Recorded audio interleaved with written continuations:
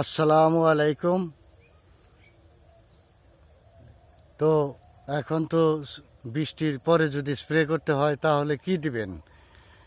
আপনার ওই দিবেন, ভিটামিন দিবেন পিজিআর 1 লিটার পানিতে 1 মিলি।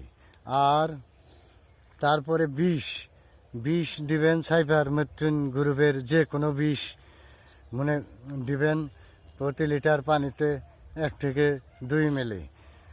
আর দিবেন যদি মাকড়ে আক্রান্ত করে থাকে তাহলে দিয়ে দিবেন মাকড়নাশক যেমন বার্টিমেক, আরও বিভিন্ন ধরনের কোম্পানির ওষুধ আছে, সেগুলোর যে কোনো একটা মানে প্রতি লিটার পানিতে 1 মিলি হারে দিয়ে দেবেন যদি গাছ আক্রান্ত থাকে।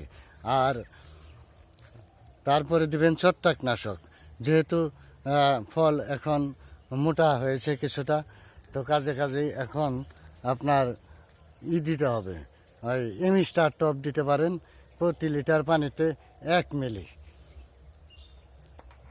ভিডিওটি ভালো লাগলে সাবস্ক্রাইব করবেন এবং লাইক, শেয়ার, কমেন্ট, ফলো দিয়ে পাশে